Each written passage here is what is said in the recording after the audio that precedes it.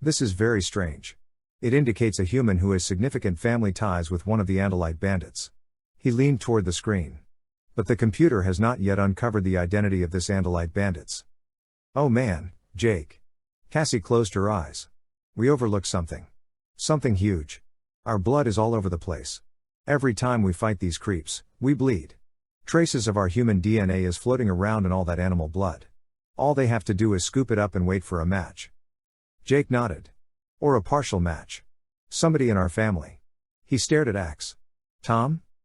No, Prince Jake. Marco leaned over Axe's shoulder. Tobias? He looked up at me. You may want to see this. I crossed to the computer. Axe moved aside so I could see the screen. And the name. Loren. But that's I stopped. My mother. First name. Last name. Address. I stared at the screen. She lived only a few blocks from the 3-room shack I'd shared with my uncle. An easy walk. 1 bus stop. I looked up at the map. At the flashing orange light. My mother. The light represented my mother. Oh. Cassie's voice pulled me out of my stupor. Trouble. BZZZZZZZZZZZZZZZZ. The door slid open. A dozen Hork-buyer marched into the room. Real Hork-buyer. Wearing blue armbands. Chapter 10. You can't escape. So, do us all a favor and don't even try. A human controller pushed through the line of blue band Hork-buyer. Orthopedic shoes squeaked against the metal floor. Reading glasses swung from a chain around her neck. She looked like somebody's grandmother. Wrinkled pink cheeks. A puff of white hair. A lavender cardigan pulled over her flowered dress. But instead of offering a plate of homemade cookies, she trained a Dracon beam on us. And said, surrender now, or die. Axe, Jake said in private thought speak. Work fast. Erase Tobias's mother from the database. The controller won't shoot. She can't risk hitting the computers. Yes, Prince Jake. Axe's stalk eyes swung from the controller to Jake, then back to the controller. His fingers raced over the keyboard. Jake was still holding the unconscious guard's weapon. He met the human controller's gaze and held it, then aimed the Dracon beam at the bank of computers. The controller chuckled. My. What a well thought out plan. Destroy the database, and I'll have no reason to hold my fire. I'll mow you down. You and your little friends. Visser One will be delighted. The so-called Andalite bandits will be dead, and he'll no longer need to divert time and resources to this project. Go ahead, dear. Pull the trigger. Jake, can I make a suggestion? Don't shoot. Thanks, Marco. I'll take that into consideration. Jake tightened his grip on the Dracon beam. Axe? How's it going? Not well, Prince Jake. I have encountered an unexpected second level of security. I can break through, but it will take a few moments. Good. Keep working. Jake studied the controller. Then, in public thought speak, he asked, have you counted us? The controller narrowed her eyes. What do you mean? Are you sure we are all here? Jake's thought speak was deeper than usual. More exact, like Axe's. Like an Andalite's. Would it fool her? Did it matter? If I destroy the computers, he said, you could kill us. But how many Andalites would still be out there?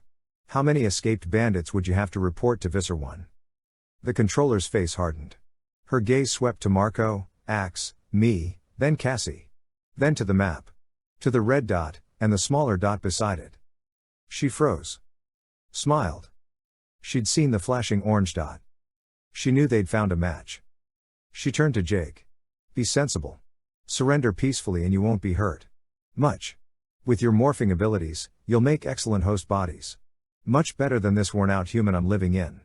In fact, Visser One will be so pleased, he'll probably promote me, and I'll end up in one of your heads. Won't that be cozy? I will die before I become a controller. Jake pronounced. Granny shook her head. Such a pity. But it's your choice. She turned toward the Hork-buyer. Kill them. The blue bands had been standing at attention. Not moving, not blinking, barely breathing. Now they leapt forward in one precise movement. Like automatic weapons. Jake whirled and fired. Tsu. Arrgg. 2 Hork-buyer fell, their legs severed at the knees. Blue-green Hork-buyer blood spilled across the metal floor. Another Hork-buyer sprang at Jake. And another. Thump. Jake slammed against the wall.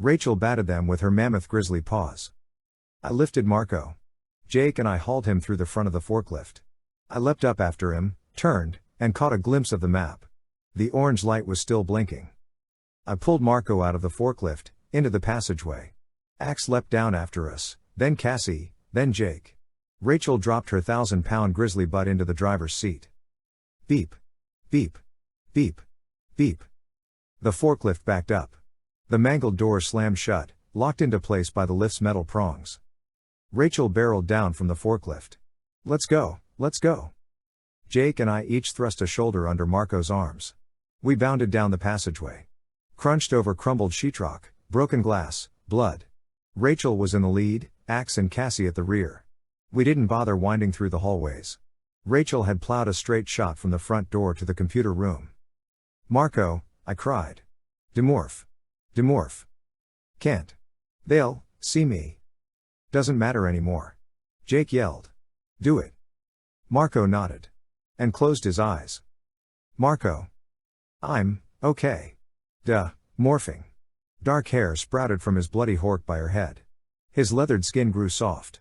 Pale. Freeze. A human controller leapt from a doorway and aimed a pistol at us.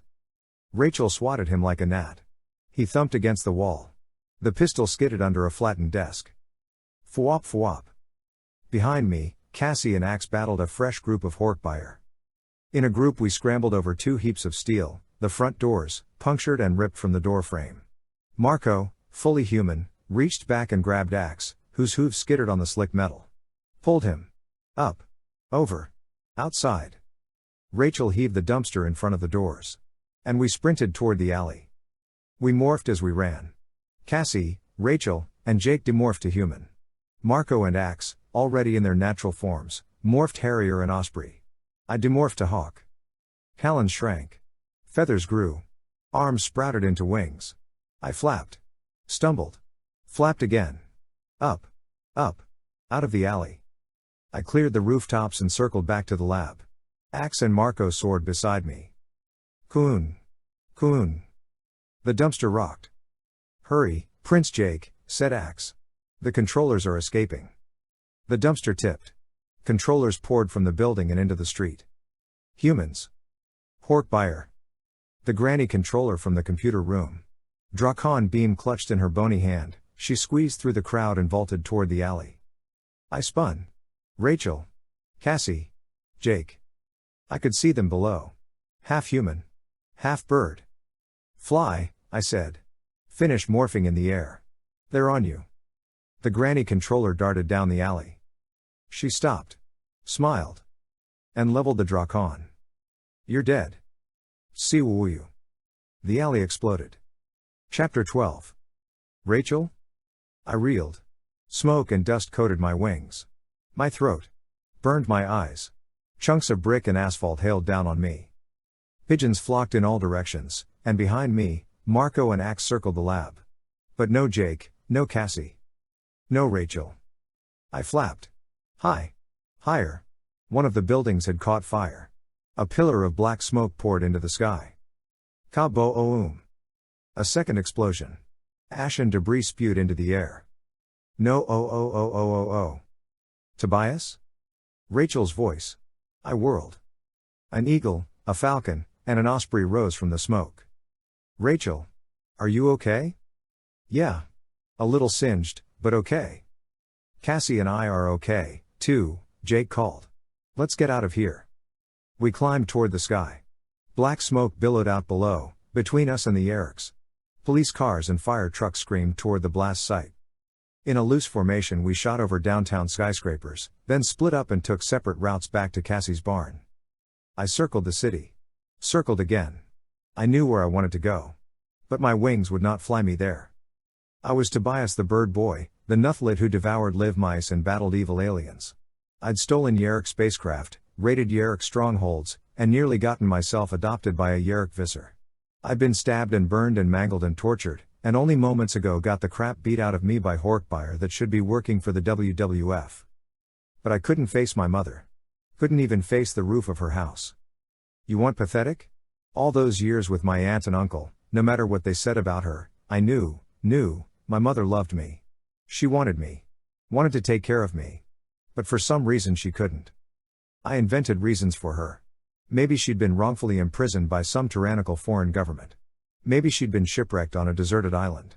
Maybe she'd been relocated in the Witness Protection Program.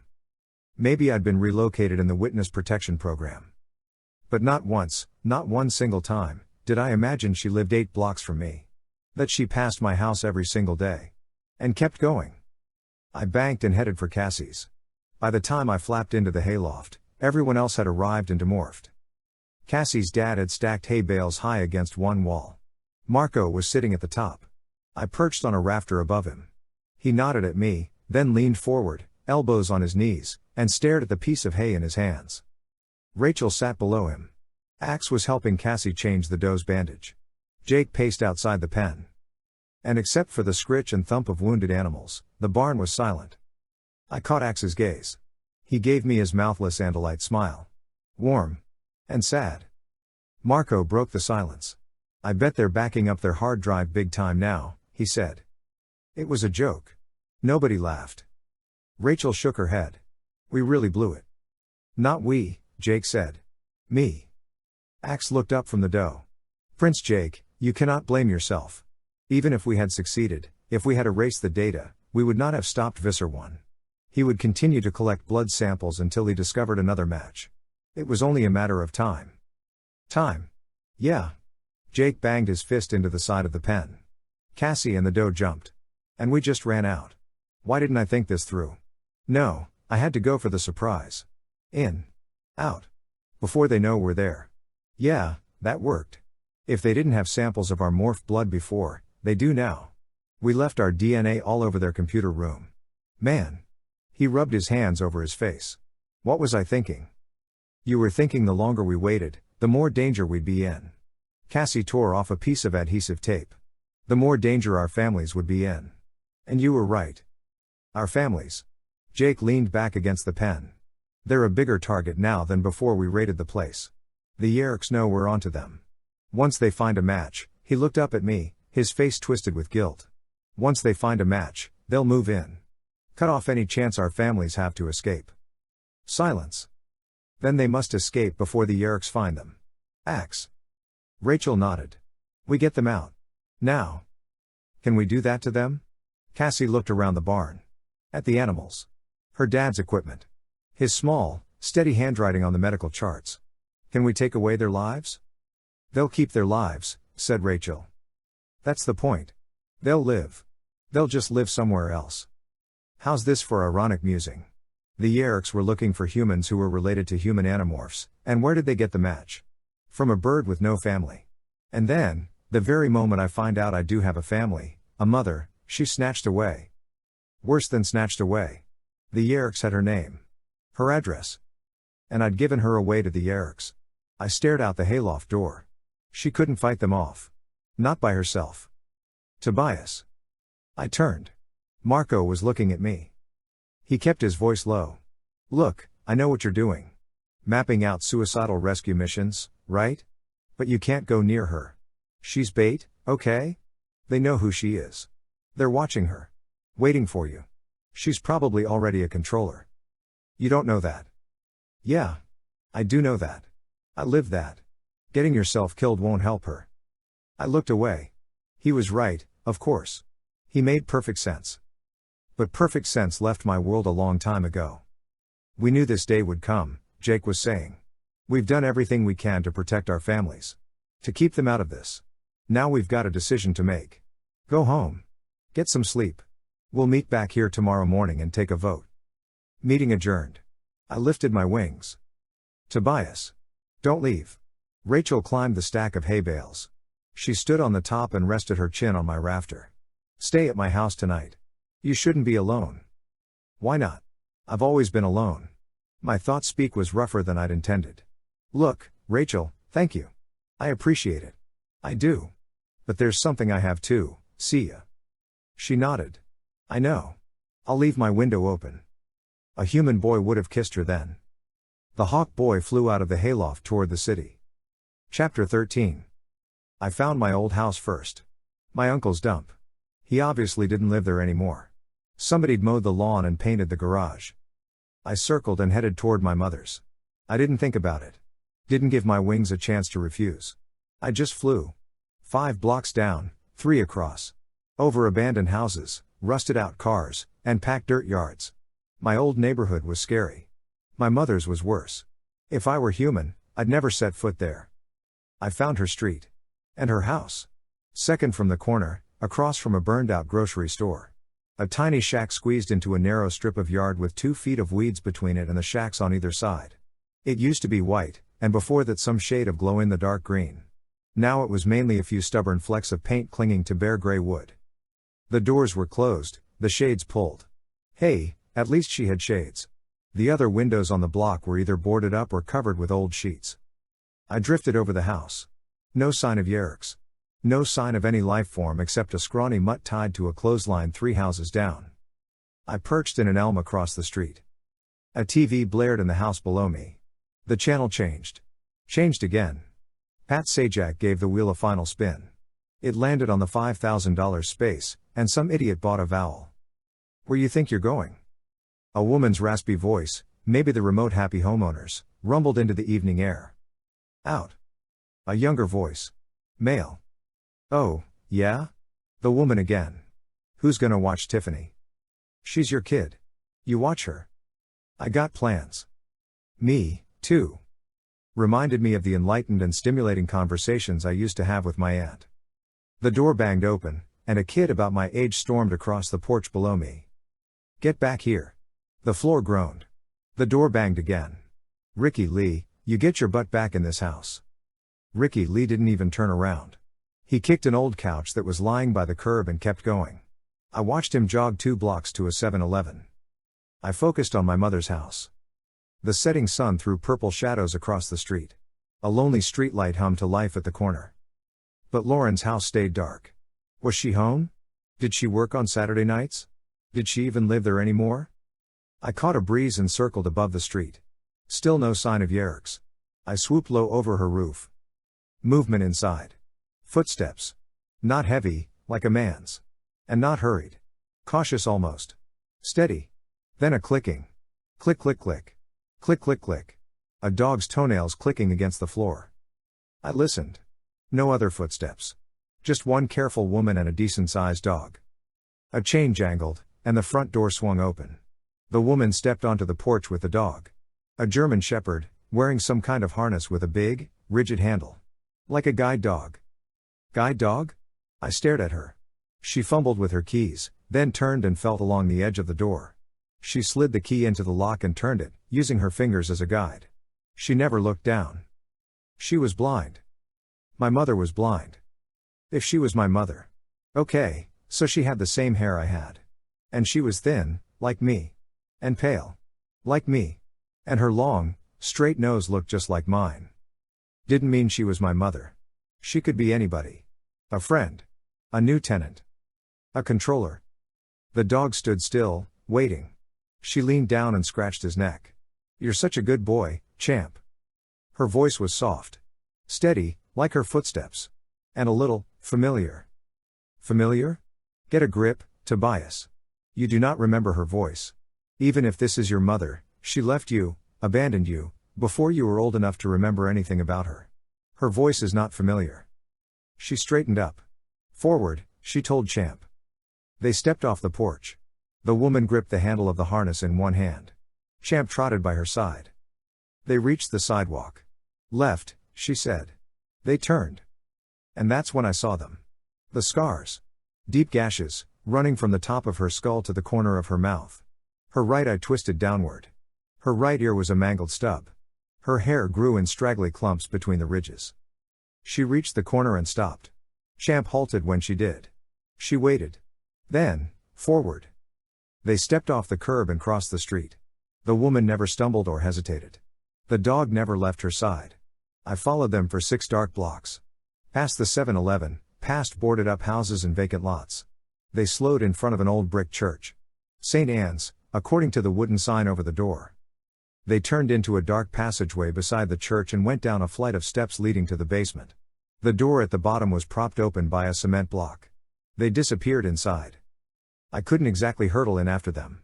Not in hawk form. I flew to the steeple, morphed fly, and buzzed down the stairway. Light and noise hit me as I entered the basement. Phones rang. Dozens of people sat around long tables, all talking at once. My fly senses zeroed in on the scent of mildew, coffee, sweaty armpits. Dog. I buzzed toward the dog smell. Champ was lying on the floor at the end of one of the tables. He eyed me, but didn't move. His owner sat next to him. Less than a foot from me. I could smell her shampoo. A phone rang. I heard a click. St. Anne's Crisis Center. Her soft, steady voice. This is Lorraine. How can I help? Lorraine. She said Lorraine. I heard her say Lorraine. My fly wings nearly stalled out. I landed on the table beside her. Beside Lorraine. My mother. Take all the time you need, she was saying. That's what I'm here for. And she was manning phones at a crisis center. She was poor, alone, maimed, and blind, and she volunteered at a crisis center. Are you feeling better now? She asked. Good. I'll be here till midnight if you need to talk some more. Whoosh. My fly reflexes hurled me forward. Thwack. A slab of plastic smacked against the table behind me. A fly swatter. I shot toward a crack in the ceiling. Dang. Missed. A man's voice. Flies sure are thick tonight. Oh, don't be so hard on them. Lauren's voice. Warm. Laughing. They're God's creatures, too, you know. I inched from my hiding place. Who was this woman? She cared about people in crisis. She cared about her dog. She apparently cared about pesky flies in a church basement. But she didn't care enough about her son to walk 8 blocks for a visit. I buzzed out of the basement and into the night. Chapter 14. We got the circus in trouble, Rachel said. Channel 6 reported a rogue elephant escaped from the Civic Center, ripped up a blood bank, and damaged a gas main that later exploded, wiping out an alley and torching an abandoned warehouse. Marco shook his head.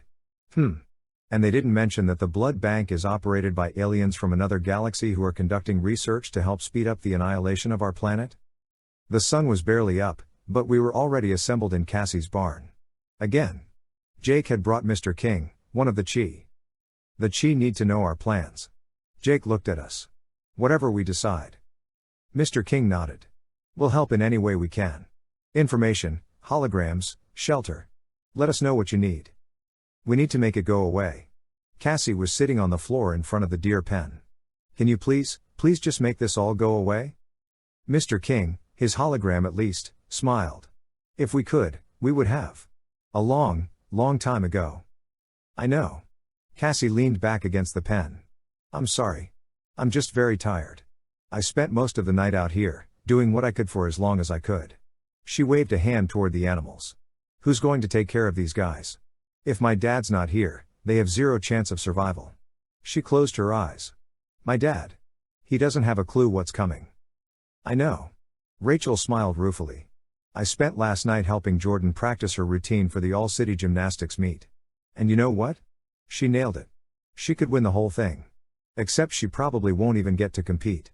She was all excited, telling me how their coach got them all matching jackets. And I played along, like it was really going to happen. Like everything was normal. Normal. I didn't tell the others what I'd done last night. That I'd stalked my own mother, and afterward landed my fly body in St. Anne's steeple and just sat there. I don't even know for how long. Long enough that when I finally came out of my stupor, I was afraid that, yeah, I was still enough lit. But a fly this time.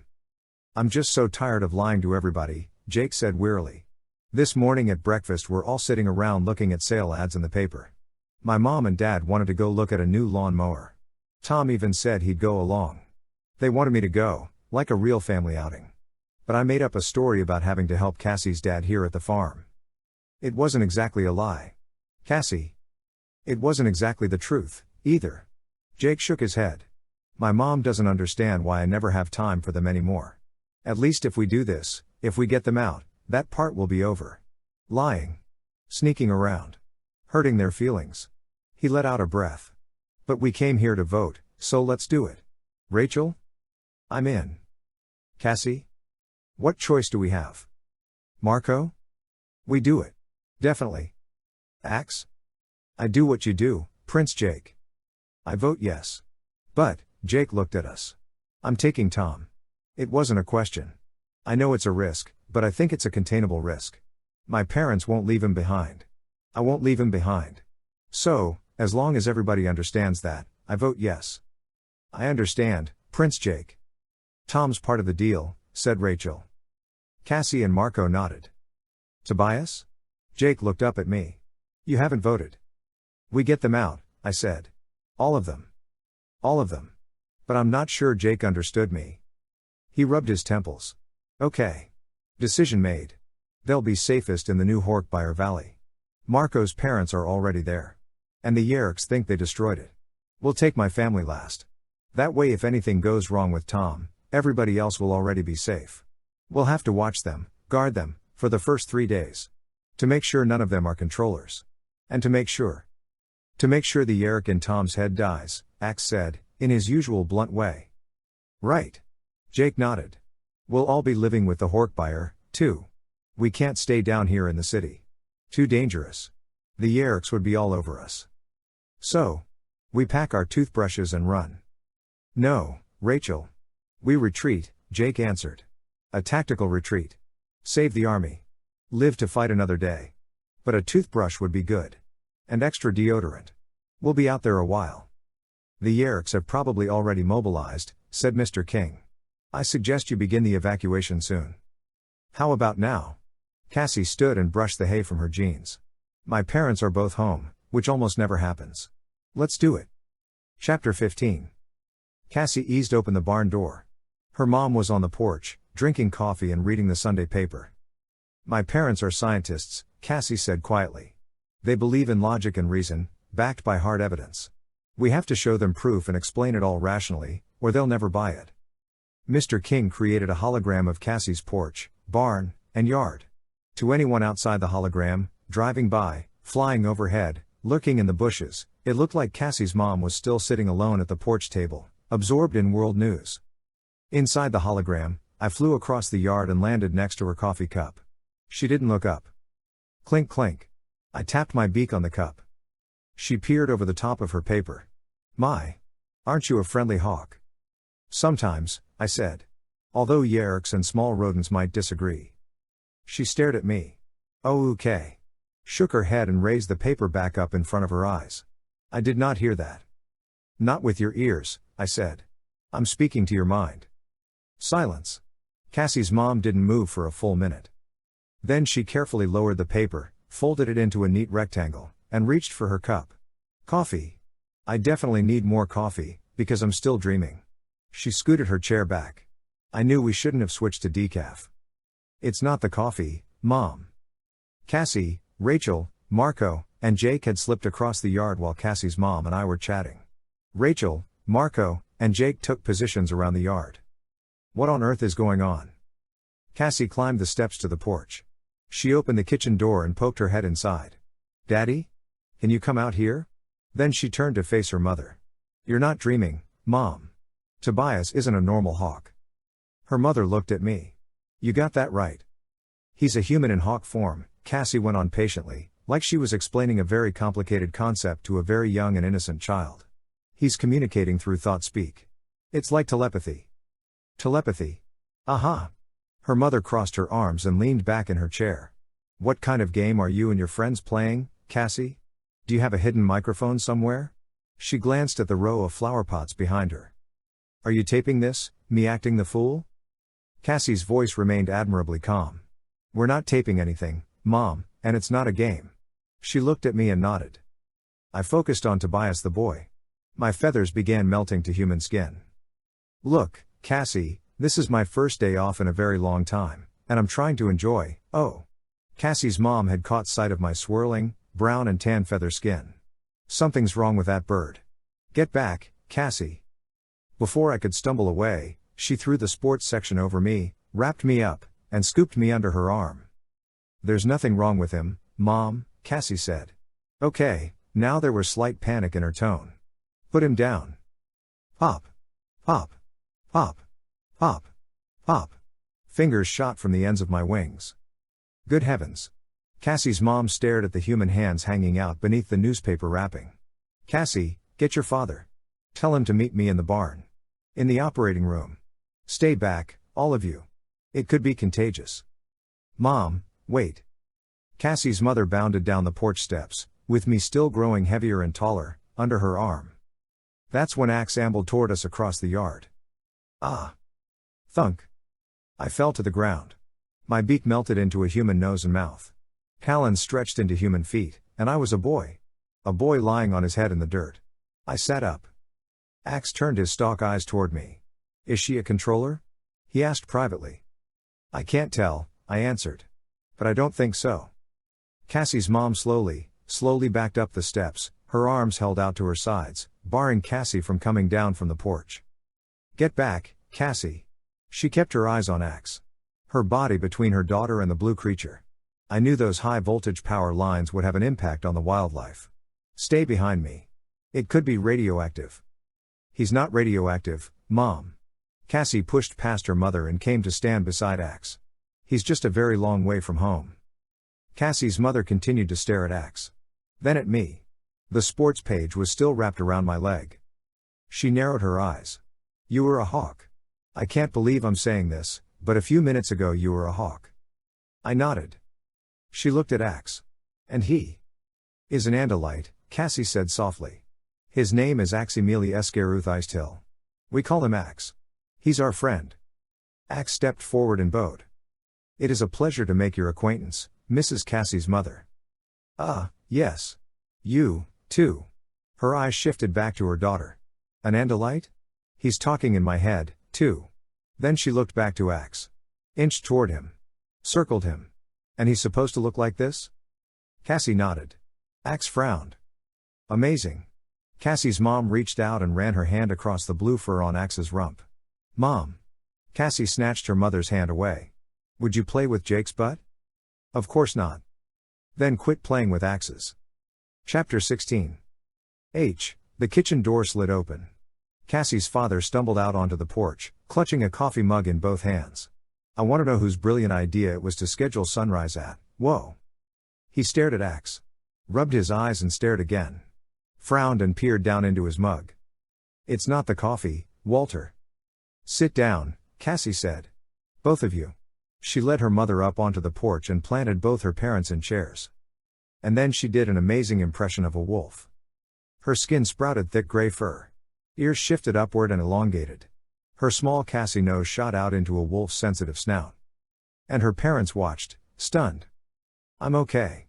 Cassie dropped to all fours. I'm still me. But for a while I'm also a wolf. As she finished the morph, she told them about the Yeerks. About Visser One and Elfanger. About Marco's parents. And Tom. She explained morphing technology and our battle to save Earth. And then she morphed back. Her mother scooped her into her lap. Baby. Oh, my baby. She stroked Cassie's hair and kissed her face, over and over. Her father wrapped his arms around them both. Why didn't you tell us, Cassie? We could have helped. I wanted to keep you safe. For as long as possible. Cassie shook her head. But I can't anymore. The Yeerks are closing in. We have to leave. You. Me. All of us. Now. Now? Her mother held Cassie's face between her hands. Baby, I can't just leave my job, my house, and go running off to who knows where. I have responsibilities. No, Mom. You don't. You only have your life and your family. And if you stay here, you'll lose them both. Cassie turned to her father. Daddy, you believe me, don't you? I believe you, Cassie, but your mother's right. We can't just leave. Too many people, too many animals depend on us. No, Cassie repeated firmly. Not anymore. You don't understand. Perhaps I can help. Mr. King seemed suddenly to appear. He dropped his human hologram and stood before us in his true metal and ivory, vaguely canine android form. Good Lord. Cassie's mom put her hand to her head. What else is stashed in our barn? Mr. King maintained the large hologram of Cassie's yard and barn. But inside it he projected another hologram, one only those of us on the porch could see. A 3D movie of one of our old battles. Images flashed. Cassie, in wolf morph, mangled and bleeding. A human controller, a cop, firing on her. Cassie jerking. Falling. Lying in a bloody, lifeless heap. The images stopped. For a moment there was silence. Then Cassie's dad spoke. We need to leave, he said. Now. His wife nodded. We waited while the family prepared to leave. Cassie's dad dragged their camping equipment from the garage. Her mom packed some suitcases. Cassie threw her things in her backpack. Before she slid the backpack in the family's truck, she pulled something out so we could see. It looked like one of those square picture frame/paperweight things. The morphing cube, its blue surface hidden by photos. Then we helped Cassie's dad load the smaller animal cages into the truck. Cassie fed the doe, then stood by the pen, stroking the deer's neck. I don't know what to do. She's too big to take with us, and I can't come back here to take care of her. Don't worry. Mr. King lifted an opossum cage and headed toward the truck. Cassie reluctantly followed. I was Louis Pasteur's lab assistant in a former incarnation. I was actually the one who suggested heat as a way to kill bacteria. I'll look in on the doe, feed her, change her bandages. And when she's able, I'll lead her to safety. Thank you.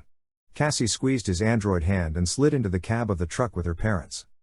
Marco morphed gorilla and leapt into the back. He hunkered down between the opossum cage and a pile of lawn chairs. Think of me as a furry guardian angel, he said, and Cassie's mom gave him a look.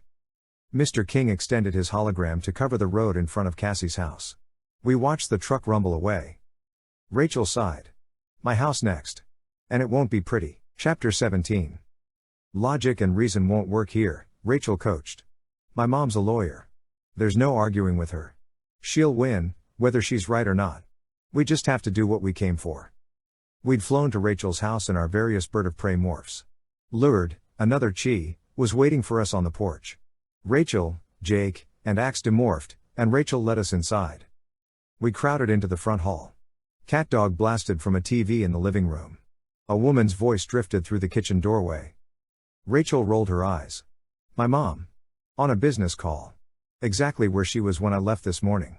By now her cell phone is probably vacuum sealed to her ear. We crept toward the kitchen. Rachel's sisters were lying on the living room floor in their pajamas. Too busy eating Pop-Tarts and watching TV to notice their sister, their cousin, an alien, and a red-tailed hawk slip past. Amazing, a kid's capacity to ignore the bizarre. Axe guarded the living room door.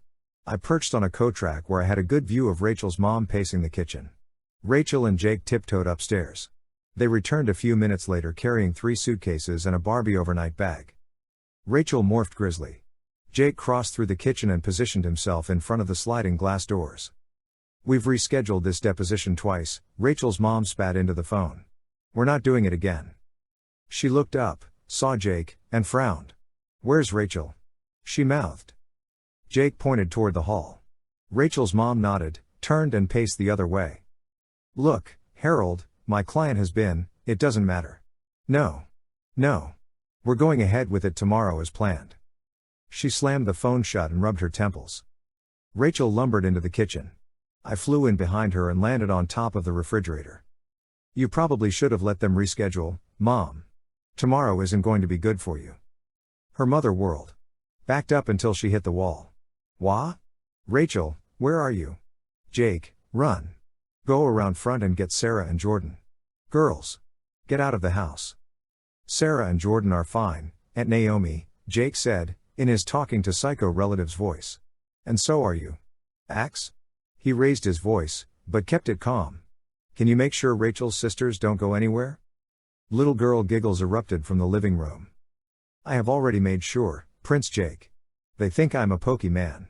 I have told them I am an Andalite and am actually quite swift, but they insist they need to train me. Axe clopped into the kitchen with Sarah on his back. Jordan paced along behind. My babies. Leave them alone. Rachel's mom reached behind her and ripped a spice rack from the wall. And lunged at Rachel.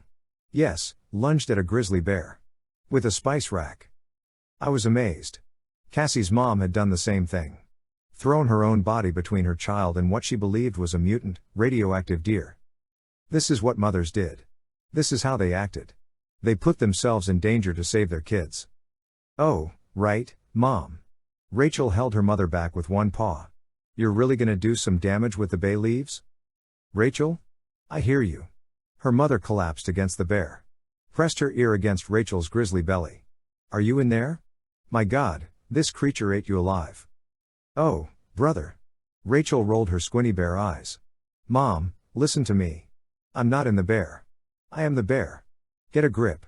You have to drive. She heaved her mother over her shoulder. Jordan, grab Mom's purse. Jordan nodded and snatched a huge leather bag from the kitchen counter. Like I said before, it's amazing, a kid's capacity to accept the bizarre. Rachel bounded across the kitchen and ripped open the door to the garage. Axe herded Jordan and Sarah out after her. Jake gathered their suitcases and followed. I brought up the rear. Rachel dumped her mom onto the driver's seat. Her sisters scrambled into the back. Just relax, everyone. Rachel, still in grizzly morph, squeezed into the front passenger seat. There was some damage. I'll explain as we go. We all need a vacation, and I have a feeling this is going to be a long one. How long? Jordan frowned. We have to call Daddy. How will he find us? Rachel didn't answer for a moment. Then, in gentle thought speak, gentle for Rachel, she said, don't worry about Daddy. I'll tell him. He'll find us. I promise. She punched the remote, and the garage door rumbled open. I've got this one covered, she told Jake. You need Axe and Tobias with you. She turned to her mother. Let's do it. Her mom started the car, threw it in reverse, and screeched out of the garage. I think she was very ticked. At the end of the drive the car spun. Then it lurched forward, and they sped away. Lurd's hologram masked their exit. We watched to make sure no one followed them. Then Jake and Axe morphed wings, and we flew to the next house. Jake's. And Tom's. Chapter 18. We take Tom first, Jake said. No explanation. No discussion. Just grab him. Give him zero time to react. It shouldn't be hard. He can't fight all three of us. Once we have Tom, my parents will come willingly. They won't let us kidnap Tom without them. Of course they wouldn't. They'd risk anything to save him. That's what parents did. We circled above Jake's house. A hawk, a harrier, and a falcon, looking for signs of alien activity. Jake was focused, the way he always is. Serious. Determined. All the normal Jake stuff, maybe edged up a notch or two. But he also seemed, I don't know, fearless. Defiant. His turns were a little sharper, his dives a little steeper. Almost like a fighter pilot. Almost like Rachel. I watched him sweep over his neighborhood, spin, and plummet toward his house. Yeah, we were taking his parents. Forcing them to leave everything they knew, everything they loved. But we were also taking Tom, and it was the moment Jake had been waiting for since this war began. The moment when he would liberate his brother from the Yeerks. The moment Jake would finally set the real Tom free. We landed behind a row of shrubs. Eric was waiting for us. Nobody's home, he told us. I came here right after you called, and the house was empty. I haven't seen a soul since. Jake nodded. They went shopping. I thought they'd be home by now. But that's okay. When they get here, they'll already be in the car. All three of them.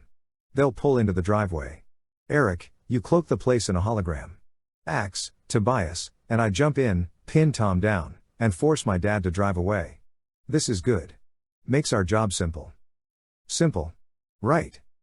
Jake and Axe demorphed. Axe stayed hidden in the bushes. Jake unlocked the front door and slipped inside. I took to the sky. Still no sign of Yeerks. And no sign of Jake's parents. The garage door slid open. Jake stood inside, surrounded by a pile of bulging suitcases and other items he thought his family would need. His mom's laptop. His dad's golf clubs. Tom's basketball. He scooted it all out into the bushes and closed the garage door. The ball rolled down the driveway. Jake ran after it. Prince Jake. Axe's stalk eyes scan the street. The longer they are gone, the more worried I become. I'm with Axe. I floated above the house. We're leaving a trail. Cassie's farm. Rachel's house. It won't take the Yeerks long to find out the families are gone. And even less time to figure out your family's next. They'll be home. Jake dribbled back up the drive, toward the basketball hoop mounted above the garage door. It'll take my dad a while to decide on a lawnmower. Lawnmower, I repeated. Yeah. With Tom. Yeah. Okay, think about this a minute. Tom is a fairly high-ranking controller. By now he knows about the blood bank break-in. About a partial human DNA match. But he's spending the morning shopping for a lawnmower. Does that strike you as odd? No. Jake faked left, broke right, charged the basket. Lawnmowers are on sale. They went to look at them. Perfectly normal. He shot. A family looking at lawnmowers. Swish. Through the net. Jake loped toward the garage and grabbed the rebound. Nothing odd about it. I climbed higher. Scanned the grid of streets. Below me I heard the steady thump of the basketball bouncing against the garage door. Do you see them? Eric asked. No, I said. Nothing. Thump. Thump. Prince Jake? Axe again. Tom is infested with a ruthless, power-hungry Yeerk. And your parents? I know, Axe. Jake slammed the basketball against the garage door. I know. My parents aren't safe with him. He tried to infest my dad with a Yeerk. He tried to. Kill him. Tom the controller had tried to kill his own father. Thump. Thump. Movement. A flash of silver in the distance. I circled. I see them. 3 blocks away, headed for your house. The thumping stopped. All of them? Is Tom still with them? My mom. My dad. Are they okay? They're all inside. And they're all okay. But what? Jake yelled. I banked. 2 SUVs were keeping pace with their car on parallel streets. It's a trap, Jake. The Yeerks are onto us. We have to get out of here. Abort the mission. I can't leave, Tobias. They're my family. Prince Jake, remember. Tactical retreat. Save the army. Live to fight another day. No. There won't be another day. If we don't get them out now, we may not get another chance. Jake dropped the basketball. Orange and black stripes erupted from his skin. Tiger fur. His parents' car sped up. So did the SUVs. I dove. Rocketed toward the car. I had no idea what I was doing. A lone hawk against a Lexus. Maybe I could get Jake's dad's attention. Turn him around. Get him to stop. Something. I flew low and hard. Swooped past the passenger door. The window rolled down. I caught a glimpse of Jake's mom. Her face, hard and twisted. Her hand, clenched. A glint of metal. I spun. Shoo. Drakon fire blasted past. The neighbor's birdbath exploded. I reeled. Choked on the stench of burned feathers. I flapped. The tips of my wings were singed. Jake's mom leaned from the car. She turned. Aimed. I swept toward the sky. I could see Tom through the rear window. He reached over the backseat. Slapped the Drakon beam from his mother's hand. It bounced across the pavement. Shoo. A black scar ripped across the front of Jake's house. It seemed like an omen. Chapter 19. Prince Jake. We must retreat. Axe had already begun to morph. Feathers sprouted from his blue fur. One of the SUVs barreled out of a side street. The Lexus swerved. Jumped the curve. Leveled a row of mailboxes, then veered back onto the street. Past Jake's house. Past the drive. Jake's dad jerked the steering wheel. The car spun. Gravel sprayed over the neighbor's yard. Get out of there, Jake. Axe flapped up from the bushes. Now, Prince Jake. There's nothing more you can do here, Eric added. Jake nodded. The black and orange stripes had already disappeared. The feather pattern of a peregrine falcon began to etch itself across his skin. The car's engine revved. The Lexus lurched forward. Jake, wait, Eric cried. I'll project a hologram to hide the morph. No. I want them to see this. In full view of his family, Jake morphed a peregrine falcon. His body shrank. Arms became wings. Feet became talons. This is for them. His thought speak was a whisper. For my real family. To give them hope and, finally, the truth. And for their Yeerk captors. To give them warning. The car slammed into the driveway. Jake's mom leapt from the front seat and bolted across the yard. Toward the Drakon beam that had bounced into the grass. Jake, now. I turned. Plummeted toward the weapon. Jake lifted his wings and rose above the driveway. His mom dove for the weapon. Rolled. Aimed. I hurtled toward her. Raked her arms with my talons. Shoo. Jake's bedroom window shattered. Jake swooped over the roof. Axe followed. Filthy humans. Jake's mother screamed. The 2 SUVs screeched into the driveway. Controllers raced across the lawn. Fire at will. They will not escape. I spun. Powered my wings. Circled the house. Bushes exploded around me. Twigs pelted my wings. I rounded the corner into the backyard. Jake and Axe were waiting. We shot around the house behind Jake's. Crossed the next street, darted between the next row of houses, then the next. Controllers chased us, but airborne raptors are faster than humans on foot. The shouts and blasts faded away. We shot out of the residential neighborhood and swooped over the mall. The sun radiating off cement and asphalt created a beautiful thermal. I spread my wings. They were numb from endless flapping. Axe spread his, too. Warm air billowed under us. We jetted toward the clouds. But Jake flapped on. Low and straight ahead. He swept over the mall and out over the interstate. Buzzed an 18-wheeler. Rocketed through a web of power lines. Shot beneath an underpass. Flapped and soared. In and out of traffic. This was not your fault, Prince Jake, Axe called from above. You could not have known what Tom was planning. You could not have stopped him. Jake's thought-speak was bitter. Yeah, Axe. I could have. Jake spun sideways and shot between two signposts. Then spread his wings and rose. What's wrong with me? Why didn't I get them out last night? When I need to wait, plan, gather more information, what do? Charge in. Go for the surprise. Screw things up permanently.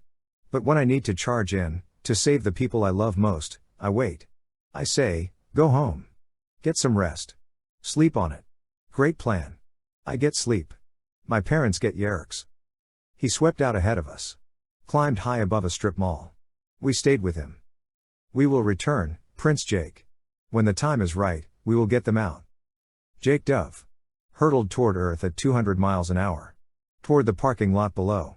He pulled up seconds before his beak hit pavement, skimmed along the asphalt, and climbed again. Jake, our fearless leader. On a crazed kamikaze mission. I'd never seen him like this. Even in our lowest moments, he'd always been steady. Resolute. He weighed the costs, made a decision, forged ahead. And I'd always wondered how he did it. How he kept it straight in his mind. Yeerks. Visser One. Aliens conquering humans, conquering the planet. Fighting the enemy without becoming like them. How did he sort through all that? The emotions, the ethical dilemmas, the moral crises? How did he wrap his brain around it all so he could make logical decisions? Smart decisions. The kind that saved the lives of his team. The kind that set the enemy back a small step or two. But now I knew. Jake didn't understand any of it any better than the rest of us did. If he defeated the Yeerks, freed humanity, rescued Earth, that was good.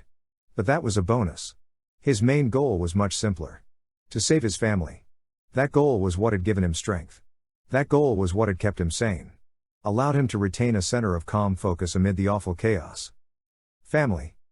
The houses below us thinned out. Shopping areas rippled into foothills. I need to hunt, I said. Catch up with you later. I peeled off and soared toward my meadow. Jake and Axe disappeared over a ridge. I banked and flew back into the city. Chapter 20. I floated above the roof. Her windows were open a crack. The window shades banged in the breeze. Noises drifted out. Her footsteps. Her voice. Hungry, boy? There you go, my big sweetheart. Paper rustled, like a bag opening. Then a muffled clatter. Dog food tumbling into a dish. Toenails skittered across the floor. Champ was eating lunch. Which meant he and Loren probably weren't going anywhere soon. Not a problem. I could wait. But I wouldn't be waiting alone. The Yeerks had sent a welcoming committee. A bag lady pushed her cart along the sidewalk in front of Lauren's house. She reached the corner, turned around, and pushed it back. An old van sat across the street, in the vacant lot between Ricky Lee's house and the boarded-up grocery store. It was wrapped in vines and cobwebs, and nearly swallowed by weeds, as if it had been abandoned in that spot years ago. But it hadn't been there yesterday. On the next corner, a teenager lounged at a bus stop. He tried to look casual, jamming to his CD player. His shoulders bobbed. His size 13 Reeboks thumped against the concrete. But his eyes were fixed on Lauren's house. A bus pulled up. Pulled away. The kid didn't budge. I drifted over the street. My shadow floated across the sidewalk below me. The bag lady stared at it. Glanced up. Watched me for just a moment too long. Her gaze flicked to the abandoned van. She mumbled something into her shopping cart. My hawk ears picked up bits of it. Above the house, can't tell, don't want to draw attention, wait, see if it. I soared down the street, away from Lauren's house. I swooped and glided, in complete view of the bag lady and the van and the kid at the bus stop. Just like a normal hawk on a sunny afternoon. I swept over a billboard 3 blocks away and dropped down behind it, out of sight. I waited. Nothing. I skimmed along the sidewalk, circled the neighborhood, and approached Ricky Lee's house from behind. I perched on a fence post by the alley. Still nothing. I soared across the backyard, careful to stay out of sight of the van, and flapped up onto the roof. I stayed just below the roofline on the backyard side, hidden between the chimney and a TV antenna. Ricky Lee was home, watching a Brady Bunch marathon on Nickelodeon. I dug my talons into the tar shingles and waited. I could see Lauren's house. And the bag lady, who'd pushed her cart to the corner again. She gazed at the sky, in the direction I'd flown, frowned, and pushed her cart back the other way. At the bus stop, the teenage kid was still jamming under his headphones. And still watching Lauren's house. For hours. The shingles softened in the afternoon sun. My talons sank deeper. The bag lady sat down on the curb. The kid with the CD player sat through 12 buses. And still, Loren stayed inside. What was she doing in there? How did a blind woman occupy her time, all day long, all by herself? Another bus rumbled up. Rumbled off. Finally Lauren's door swung open. She and Champ stepped out onto the porch. The bag lady leapt to her feet. The kid at the bus froze in mid-jam. I wrenched my talons from the tar and swooped across Ricky Lee's backyard toward the alley. I stayed low. Circled the block. Loren and Champ set out in the direction of the church. The bag lady and her cart rattled along behind, at a distance. I followed, flitting between backyards, below roof lines. They crossed the street. The dog, man. The dog's your ticket. Marco's thought speak. I banked. An osprey and a northern harrier jetted up behind me. Marco and Axe. What are you guys doing here? Protecting an endangered species, Marco replied, you. Prince Jake sent us. He thought you might need help. I remembered the address. We floated another block. Past the bus stop. Loren and Champ stopped at the corner, turned, and crossed the street toward us. Toward the 7-Eleven. They navigated the parking lot and disappeared inside. Axe, Marco, and I landed in the dumpster behind the store. Axe and I went human, Marco demorphed, and we crept around the building. The bag lady had stopped across the street. She leaned on her shopping cart and watched the store. Casual, said Marco. Just act casual. We're 3 neighborhood punks hanging at the 7-Eleven. He strutted toward the door, Axe and I followed. Chapter 21. The place was nearly empty. An old woman flipped through a National Enquirer at the front. 2 little boys fingered the candy bars next to her. Loren was on the other side of the store, in the meager grocery section, making her way down one of the aisles. A lone cashier manned the counter. Axe sidled up to him. Do not worry, he said. We are irresponsible teenage hoodlums, possibly gang members, but you are not in any danger. The guy gave Axe a blank stare. His gang's from out of town, I explained. Marco grabbed Axe's shirt and pulled him toward the back of the store. Smooth, Axeman. That'll look real convincing on the surveillance tapes. We jostled past Loren and Champ. Man, take your dog outside, Marco drawled. He stinks. Loren didn't say a word. Just kept her steady pace. She felt along the top shelf till her fingers touched a box of Raisin Bran. She picked it up, shook it, and placed it in the shopping basket on her arm. I watched her. My mother. She did her grocery shopping at a convenience store. But I guess she didn't have much choice. The neighborhood wasn't exactly brimming with bright, shiny Safeways. Hey, you big mutt, Marco called to Champ. Want a drink? He picked up a supersized cup and filled it. Coke sprayed onto the floor. Champ ignored him. So did Loren. She crossed to the coolers along the back wall, pulled out a quart of milk, and placed it in her basket. I could see the date stamped on the lid. The milk had expired 3 days ago. Isn't that sweet? I jerked the basket from her hand. She's buying us a little snack. I slid the milk out of the basket and replaced it with a fresh quart from the cooler. Man. Nothing but cereal and dog biscuits. I shoved the basket back in her hand. Keep it, lady. She didn't say anything. Didn't hesitate. Just ran her fingers along the cooler doors, counting them, I think, opened one, and pulled out a package of bologna. She turned and started back up another aisle. We followed. She does not seem to be afraid of us, Axe whispered. She's probably been through worse, I said tightly. Ah. Axe nodded. She does not understand how menacing we are. He tapped her on the shoulder. You do not know me, he said, but I am a juvenile delinquent. I do not trust authority figures, I probably will not graduate from high school, and statistics say my present rowdiness and vandalism will likely lead to more serious crimes. I am a dangerous fellow, and I am causing mayhem in this store. He reached behind her and pulled 3 jars of baby food from the top shelf. Shoved them behind a box of macaroni. Shuffled the cheese was in front of the marshmallow fluff. Tossed a bag of ladies' shavers onto a bag of hamburger buns. There. I have now shamelessly destroyed the symmetry of this shelf, undoing hours of labor by underpaid store employees. If you could see me, you would be frightened. If she could see you, she'd have you committed, Marco muttered. He grabbed the handle of Champ's halter and jerked it from Lauren's hand. Listen, lady, we're gonna borrow your dog. He pulled on the harness. Champ planted his paws. Marco tugged. Champ tugged back. Oh, brother. Marco placed his hand on Champ's head. Immediately Champ relaxed.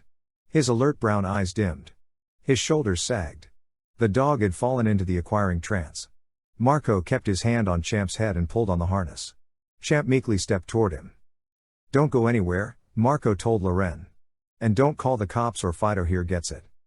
He led Champ through a door marked personnel only. Axe and I followed. It was a storage room. A door at the back led to the alley.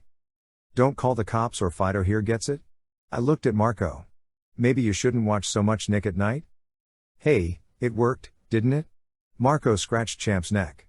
We've got the dog, and your mom's not calling 911. Demorph already. He's not going to stay this calm forever. I demorphed and flapped onto Champ's back. He was starting to come out of the trance. He whined and tried to pull away from Marco. I sank my talons into his fur. His head drooped again. I absorbed his DNA, swooped to the floor, and focused on Champ. My beak stretched into a snout. The tip softened to form a wet, black nose. 42 teeth erupted from my jaws. Skoo-womp. My tail shot out. Long, thin, and naked. The feathers on my head darkened, dissolved, and spiked into dog hair. It covered my body in a wave, down my back, across my wings, to the tip of my curved tail. I wagged it. I was a dog on both ends, a hawk-sized dog, but still a bird in the middle. A bird covered in coarse black fur. Iwuyu. Marco. Nightmare on Sesame Street. Yip. I sounded like a chihuahua. My body bulged out and up. The concrete floor receded below me. Internal organs gurgled and crunched, shifted and reformed. My legs shot up. Wings shot out. Thickened. Realigned. Hollow bones solidified. I thumped down onto 4 big, steady paws. I was a German shepherd. With shepherd senses. The eyes were okay. Not as sharp as my hawk eyes. And I couldn't see much color. But the ears. I could hear coins jingling out at the cash register. A faint breeze whistling across the roof. And I could smell everything. Mice, yes. Dust. The dumpster out back. Curdled milk not quite masked by bleach water. You think a broom handle doesn't have a scent? It does. A little woodsy, a little musty, topped with a delicious bouquet of hand perspiration from every employee who'd ever swept the store. And Marco's bare feet. Spicy and pungent. And was that, sniff, sniff, had Marco stepped in, sniff, yes. Horse poop. Not recently. Probably several hours ago, at Cassie's barn. But definitely horse. I was Champ. I had responsibilities. I was steadfast. Noble. I stood at attention while Marco strapped Champ's harness onto my back. He found a bungee cord and looped it around the real Champ's neck. Champ raised his head and blinked. He was coming out of the stupor. How are we going to keep him quiet? Marco hissed. He's a smart dog. He'll be on a mission to get back to his master. We can't keep acquiring him over and over. Axe slid a box from behind his back. I am truly a juvenile delinquent. I shoplifted these from your mother's basket, Tobias. I apologize. Dog biscuits. Champ's tail wagged. He sniffed the box, then sat politely at Axe's feet, waiting for a treat. I started to salivate myself. Axeman, you're brilliant. Axe gave Champ a biscuit. Marco held the door open, and I trotted back out into the store. Back out to my mother. Chapter 22. If you're ever blind, you do not want me as your guide dog. Trust me on this. I clicked down the grocery aisle toward my mother. She must have heard me. Hey, Champ. I knew you wouldn't be gone long. She grasped the handle of my harness. Forward. Forward. Okay. This I could do. She was speaking English. I understood English. This wouldn't be too hard. I trotted down the aisle. Nearly pulled Loren over on her face. She grabbed a shelf to steady herself. Okay, not quite right. I wasn't somebody's pet, strolling through the park on a leash. I was a guide dog. Champ. I had to stay at her side. She held the handle firmly. Forward. Okay. Not so fast this time. I stayed by her side. Right by her side. Almost tripped her. She lost her balance and stomped down on my paw. Hard. RRRRF. I squealed. Oh, champ. I'm sorry, boy. I didn't mean to smash your poor foot. She leaned over and reached for me. Took my head between her hands. And I nearly passed out. For the first time in my memory, my mother was touching me, and it was just as I'd always imagined it would be. Okay, so I never imagined I'd be covered in fur, puffing dog breath in her face. And the 7-Eleven wasn't part of the deal, either. In my fantasy, it was always nighttime, and she was tucking me into my race car bed. Yeah, I always wanted one of those red plastic race car beds. Seriously uncool, I know. Shoot me. But I always imagined her holding my face in her hands, just like she was doing now. And then, in my imagination, she'd pull me close and kiss my nose. Which is exactly what she did. Loren pulled my face to hers and planted a soft kiss on the tip of my rough, black nose. My dog body trembled. A soft whine bubbled up from my throat. Those guys really shook you up, didn't they, boy? She hugged my neck. It's okay now. They're gone. I barely breathed. My mother was reassuring me, loving me. Yeah, I know. She wasn't really loving me. She was loving her guide dog. But I was the one standing there. I pushed all thoughts of the real champ to the back of my mind and just let her pet me. Let her soft voice float through me. Feeling better, boy? Let's go home. She stood up and grasped the harness handle. Forward. And I stepped forward. Didn't trip her. Didn't run out ahead. I stayed at her side. Led her to the cash register. Led her home. The bag lady tailed us, of course. We passed the kid at the bus stop. And the broken down van. But nobody seemed to notice anything new. We climbed Lauren's front steps and entered the house. Lauren's house. I'm not sure what I expected. But what I got was, nothing. No pictures on the wall. No mementos or souvenirs. No rugs. We were in the living room. It could have been any of the places I'd lived with my aunt or uncle. Faded, peeling wallpaper. Stained ceiling. Warped hardwood floor. The difference was that this room was clean. No newspapers and beer cans strewn over the floor. No laundry baskets spilling underwear onto the couch. No dirty dishes stacked on the tables. Everything was neat. In its place. One square brown couch. One lumpy, worn easy chair. One tidy wooden desk. All placed on one side of the room, leaving a wide, straight path from the front door to the kitchen. Loren hung her purse on a hook by the door. She unstrapped the harness and hung it up, too. I was glad. I'd been wondering how I was going to wriggle back into that thing every 2 hours when I had to demorph and remorph. She carried the grocery bag into the kitchen. I clicked along behind her, sniffing and snooping. Looking for something out of place. Something that proved she was a controller. Yeah. I seriously wanted evidence that my mother was controlled by a Yeerk. Because here's the thing. I'd been through this before. I'd been told I had a cousin who wanted to adopt me. Raise me. Maybe even, love me. Ha! The loving cousin turned out to be Visser 3, the guy who recently became Visser One. The whole thing was a trap. So no matter how nice my mother seemed, no matter how good she was at petting her dog, I knew better than to let myself get sucked in by fantasies of a warm, fuzzy family life. A mother who doesn't want you is one thing. A mother who's infested with an evil, parasitic alien is a whole different kind of problem. But I found nothing. No portable Kandrona. No leftover scent of Horkbuyer. Nothing to link her to the Yeerks. She puttered around the house. Put away the groceries. Fixed dinner. I used the bathtub to demorph and remorph. Grasped the shower curtain in my teeth and wrapped it around me while I changed from dog to dog again. Just in case anyone was watching. When Loren finally went to bed, I demorphed again, but instead of remorphing Champ, I morphed myself. My human self. I needed hands. I searched Lauren's house thoroughly and methodically, starting at the front door, ending at the back. Closets. Kitchen cabinets. Medicine chest. Refrigerator. Purse. I told myself I was still looking for signs of Yeerks. And I was. But the truth is, I wanted more than that. I wanted an explanation. An explanation of her life. An explanation of why I wasn't in it. And at the bottom of a desk drawer, tucked under a row of hanging folders, I found it. A fat brown envelope. I pulled it out. Blew the dust off. Opened it. It was full of medical reports, doctor bills, invoices from a lawyer. And a letter. Yellowed at the edges. The paper cracked where it had been unfolded and refolded several hundred times. It was from an insurance company, addressed to my mother. Enclosed, please find final payment for injuries suffered in an automobile accident on June 12.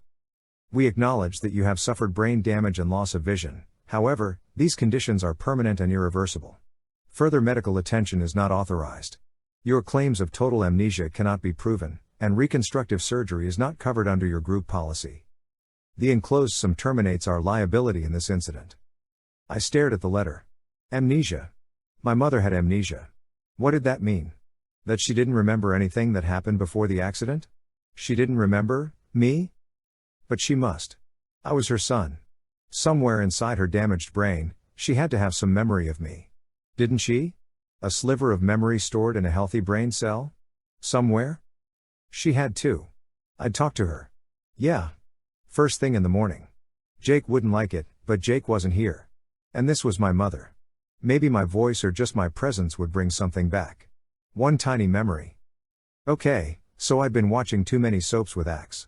I'd seen too many cases of TV amnesia cured by a visit from a long-lost love. But if it happened on TV, why couldn't it happen for me? Chapter 23. The window shade in the kitchen glowed pink in the morning sun. I morphed my human self again. Made a pot of coffee. Poured myself a cup. Like I needed caffeine. I took a seat at the kitchen table. And waited. My mother was an early riser. Thank God. I'm not sure how long I could have sat there before I either peed my pants or spontaneously combusted. I heard her bed squeak. Heard her bare feet pad toward the kitchen. She stopped inside the door and pulled her robe around her. Who is it? She didn't sound afraid. Just puzzled. I guess she figured a burglar or a chainsaw murderer wouldn't stop to brew a pot of Java. It's Tobias. My voice cracked. Oh, yeah, I was really ready for this. Your son. She reached for a kitchen chair. Sank into it. Tobias. Pain washed over her face. I wondered if you'd ever find me. I stared at her. You remember me? You know who? No. She shook her head. Not the way you think. I know I have a son. I know his name is Tobias. But that's all I know. They brought a little boy to me after the accident, a baby really. They told me he was mine. I didn't remember him. I wanted to. I tried to. But I didn't. I don't remember anything of my life before the accident. I swallowed. Even now? I mean, it's been a long time. Didn't any of it ever came back? She frowned. Sat silently for a long moment. There were images. Vague. Half-formed. A tow-headed boy. My hand rose, almost involuntarily, and touched my blonde hair. She nodded. Like she'd read my mind. It could have been you. I don't know. It's all so distant. The other images were terrifying. Aliens. Aliens? I sat very still. Sounds crazy, she said. I know. But that's the only way I could describe them. Which, of course, sent my doctors scrambling for more tests and convinced my sister, or whoever she was, that I was completely nuts. But that's what I had in my head. Aliens. Straight from a nightmare. Yeah. I'd lived that nightmare. Look. She pushed herself from the chair and felt for the counter. I think I know why you're here. You think I abandoned you. And I guess in a way I did. She pulled a cup from the cabinet and filled it with coffee. But I couldn't raise a little boy alone. I was blind. Permanently. Facing years of physical therapy. You needed someone who could take care of you. Someone who at least remembered you. I needed a mother. My voice echoed through the kitchen. I wanted to catch it and pull it back into my throat. But it was too late. It was already out there. Hanging. Loren stirred her coffee. Her spoon clanked against the cup. She sat back down at the table. When I lost my memory, she said, I didn't just forget the people I'd known and the things I'd done. I lost things that were much more basic. Like brushing my teeth. Somebody had to teach me how to brush my teeth. But first they had to explain what a tooth was. I had no idea what these little hard things in my mouth were called. She let out a breath. There's no way I could have raised you. I nodded. Made sense. In my head. My heart took a little more convincing. But you never even, you didn't. Visit? I know. I was in the hospital for a long time. When I got out, I didn't know where you were. They sent you to stay with my sister, but I didn't know her address. I didn't even know her last name. The hospital didn't have it on file. Maybe I could have tried harder. I just hoped, you were happy. With people who cared about you. Who at least knew who you were. You didn't need a crazy, blind woman in your life. Yes, I did. Yes. I did. I still did. That stuff doesn't matter anymore, I said. What matters is that you're in danger. I can't explain it now, and you wouldn't believe me anyway, but I've got to get you out of here. Out of here? She held up her hands. Whoa. Slow down. What are you talking about? You're not safe here, I said. I've got to get you out. Soon. I'll figure out how. But right now we have to go for a walk in the park so you can get your real dog back. My real dog? She frowned. Champ? Yeah. Don't worry. He's safe. The, replacement dog will take you to him. Then you have to come back to the house and stay. Don't leave. Don't even go outside. Promise me this. My friends and I will be watching. We'll have to cut your phone line, just to be safe. I won't let anything happen to you, but we have to make sure you're not a controller. A what? She was either an incredible actress, or she had no idea what I was talking about. Look, I don't know what you think you're doing, but just stay inside, I said. For 2 days. Then take another walk in the park. Okay, now you're the one who's talking crazy. You say you're my son, and maybe you are. I have no way of knowing. But I'm not going anywhere. This is where I live. This is my life. And you will not cut my phone line. She was right. It did sound nuts. I took a deep breath. Those strange alien images in your head. Huge, right? Leathery. With blades. Like razors, erupting from their skin. She frowned. Who told you this? Nobody. Nobody had to. I've seen them. I don't know what the doctors said after the accident, but those images weren't caused by your head injuries or by medication. And you aren't crazy. They're real memories of real aliens. She sat still. Said nothing. You described them as nightmares, I said. But were there any other images? One that wasn't a nightmare? One that seemed kind? Honorable, maybe? She nodded. Slowly. It's so vague. No form. Nothing recognizable. I've never told anybody about it. It's just a feeling, almost. A flash. A flash of blue? I said. She nodded again. She rose from the table and set her cup in the sink. 2 days from now? In the park? Yeah. She pushed her hair behind her ear. Chewed the edge of her lip. I'll be there. Chapter 24. I can get her out. Jake looked up at me. Didn't say anything. Yet. We were in the Horkbyer Valley. I'd flown there after we'd switched guide dogs. Loren and Champ were back home.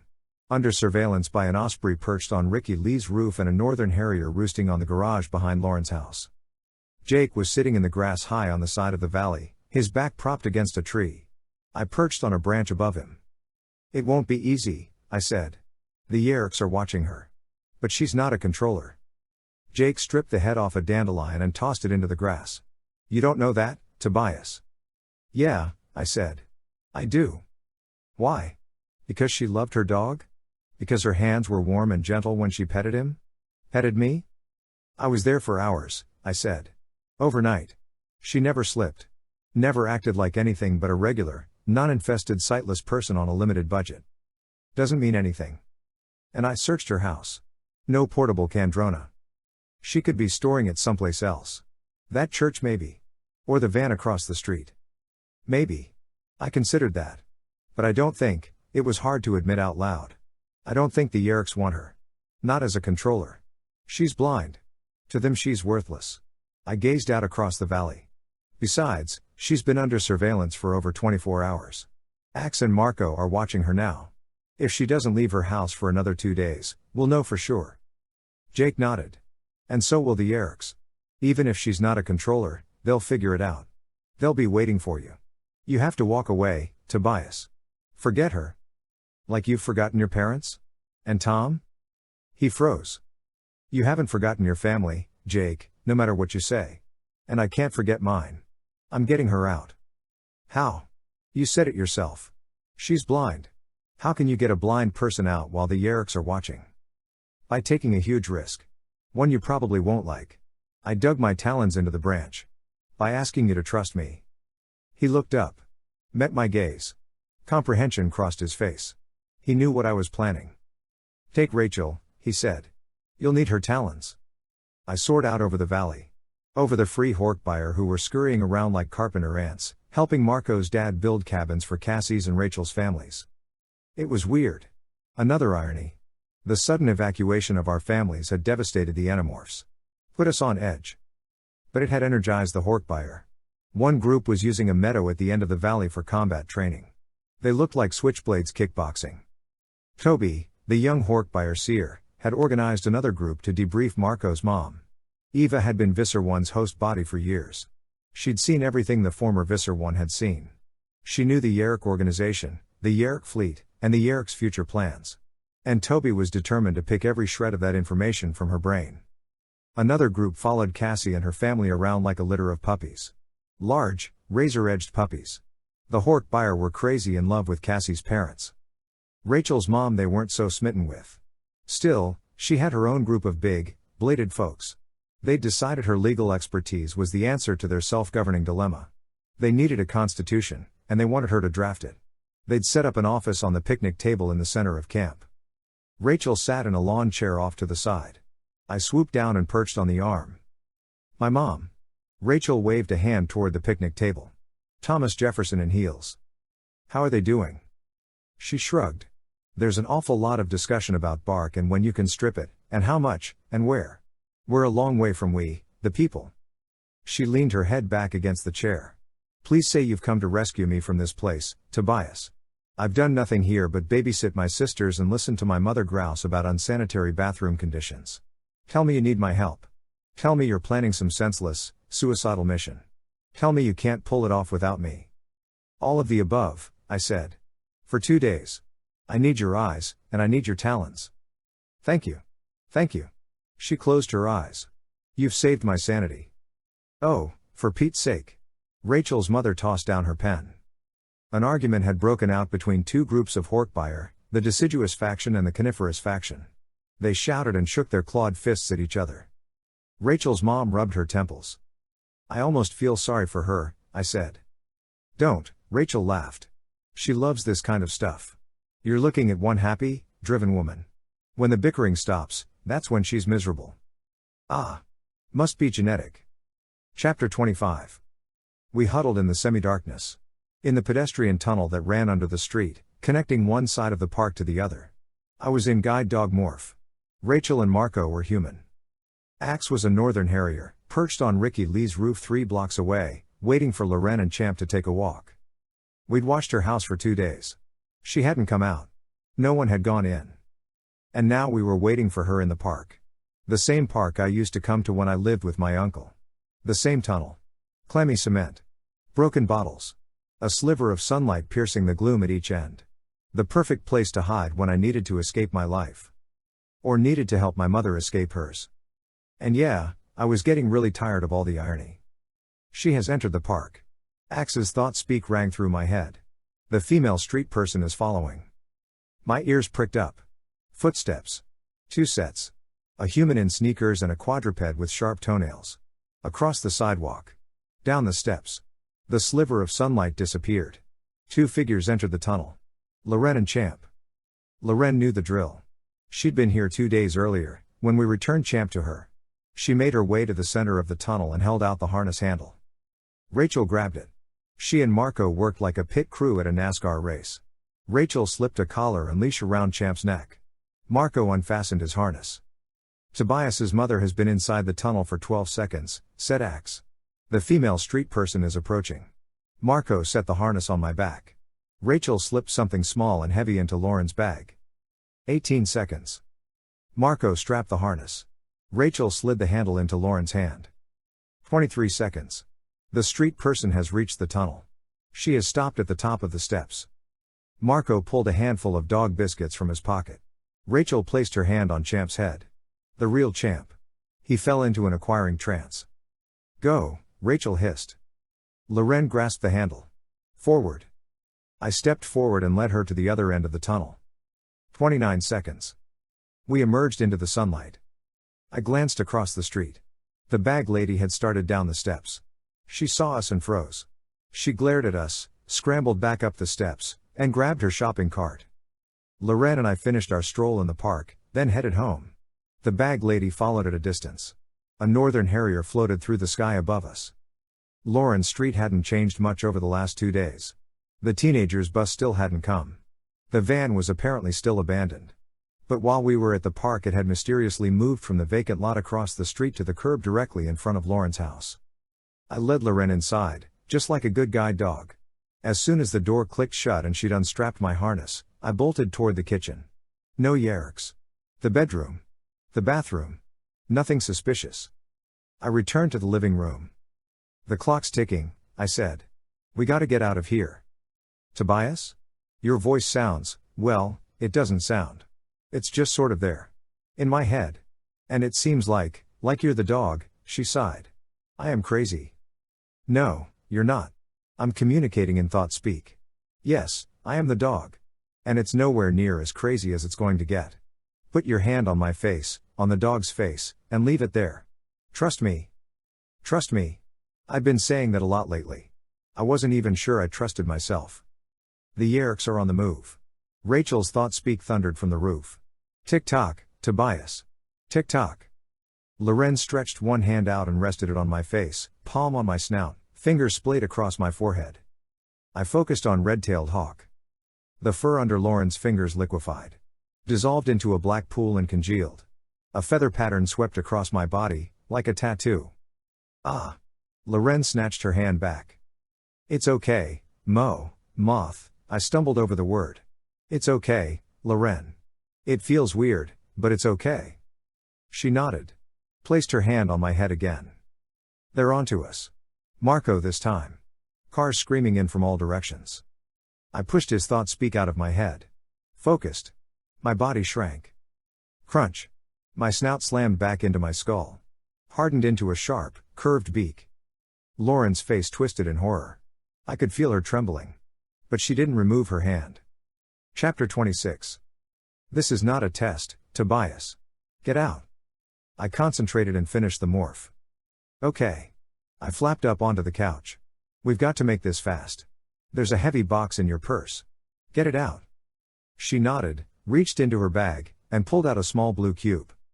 The morphing cube. It was one of the reasons I needed Rachel.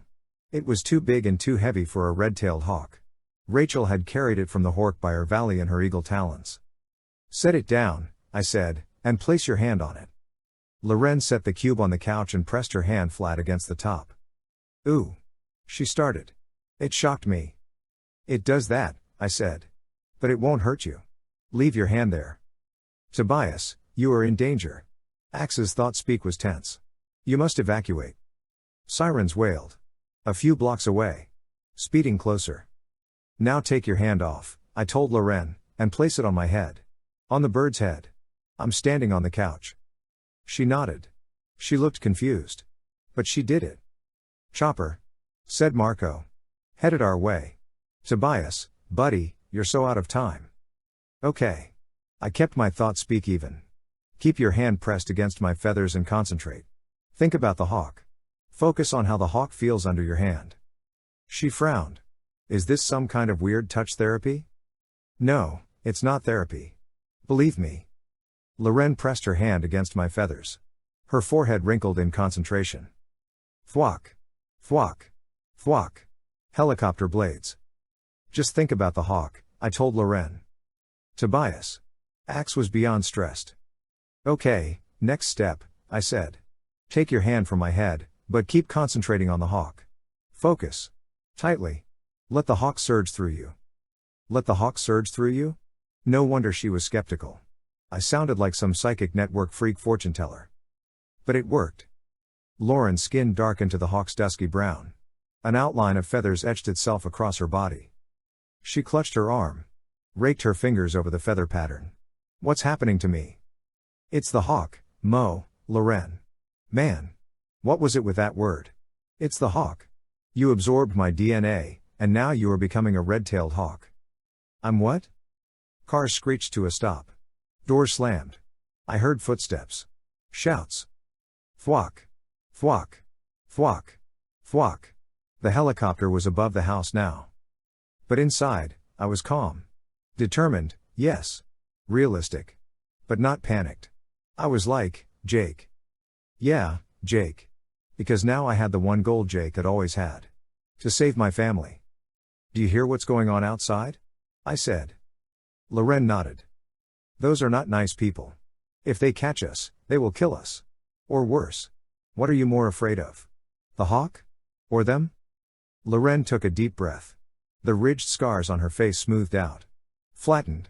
Her skull crunched and molded itself into a streamlined hawk head. The feather pattern solidified and burst from her skin. Oh, God, she said. This is beyond horror. Concentrate, I said. Suddenly, her body shrank to the floor. Legs narrowed. The skin covering them hardened into scales. Toes shot out into long talons. The morph was complete. She was a hawk. A red-tailed hawk. Exactly like me. Tobias? Her thought-speak was a whisper. It can't be true. She blinked her fierce eyes. I can see. I can see.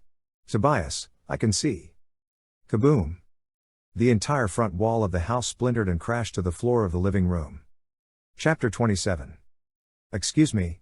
Coming through. Sorry for the emergency remodeling. Rachel. She barreled through the opening in the front of Lauren's house. Thundered across the rubble, grabbed the morphing cube in her elephant trunk, and charged out through the kitchen, widening doors along the way. Thwack. Thwack. Thwack. Thwack. The downdraft from the helicopter blasted through the house.